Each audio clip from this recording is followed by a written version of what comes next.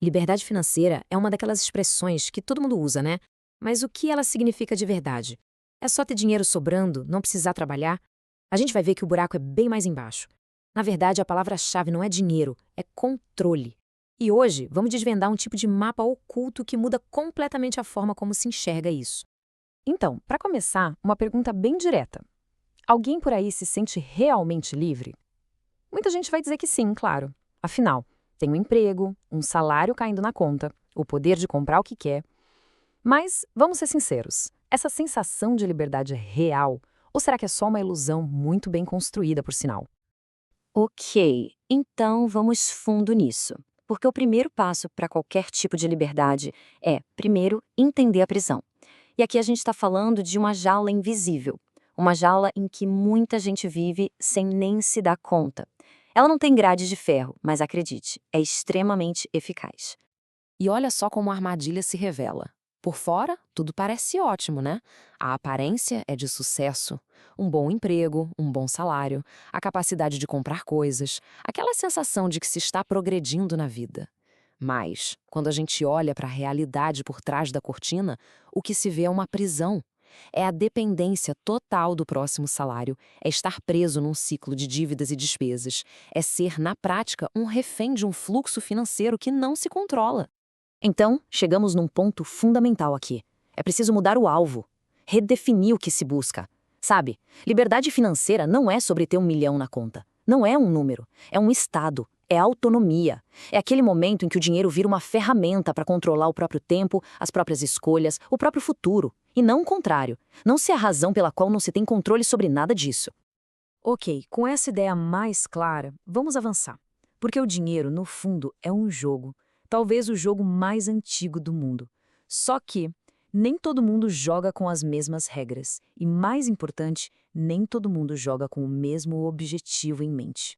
E essa tabela aqui, nossa, ela deixa isso muito claro. Cada grupo joga o jogo do dinheiro de uma forma completamente diferente. Pensa bem.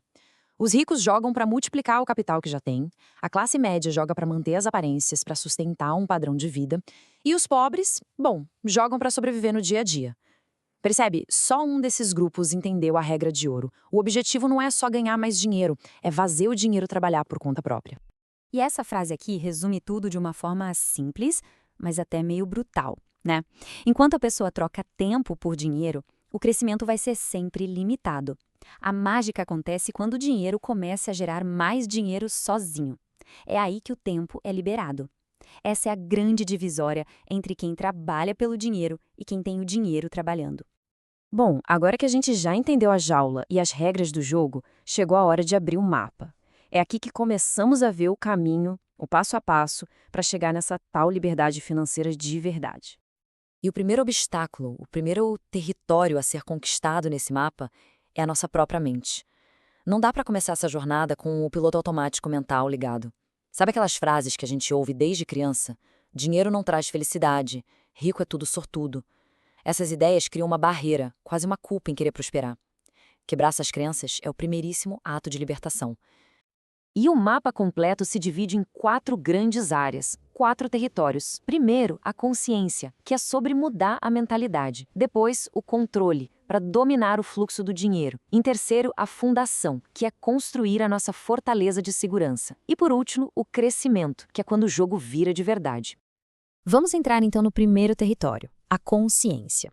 E aqui, a ideia central é muito simples, mas poderosa. Dinheiro não é vilão nem herói. É só uma ferramenta. Pensa no martelo. Ele pode ser usado para construir uma casa incrível ou para quebrar uma janela. A culpa é do martelo? Não, é de quem usa. Com dinheiro é a mesma coisa. A mudança aqui é interna, é parar de colocar a culpa no dinheiro e assumir a responsabilidade. Agora, o segundo território, o controle. E olha, isso aqui não tem a ver só com planilha de Excel, não. É sobre autoconhecimento. Porque toda compra que a gente faz por impulso carrega uma emoção por trás. Pode ser vaidade, ansiedade, a necessidade de ser aceito. O marketing sabe disso e usa o tempo todo.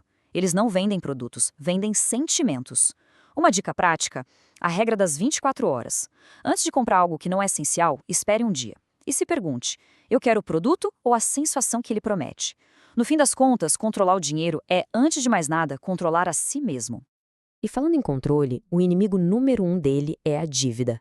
A dívida é tipo uma corrente moderna. É silenciosa, até elegante, mas é uma corrente. Pensa assim, cada parcela que se paga não é só dinheiro, é um pedaço do futuro. É tempo de vida que já foi vendido antecipadamente. A verdadeira liberdade só começa de verdade quando essa corrente é quebrada. Muito bem, chegamos ao terceiro território, a fundação. Pensa na reserva de emergência como uma fortaleza pessoal. O objetivo dela não é deixar ninguém rico. O objetivo é proteger a liberdade que já foi conquistada. Porque é essa reserva que dá o maior poder que existe, o poder de dizer não. Dizer não para um emprego que se odeia, não para uma oportunidade ruim. Quem está sempre do limite, dependendo do próximo salário, tem que aceitar qualquer coisa. A reserva de emergência transforma a necessidade em escolha.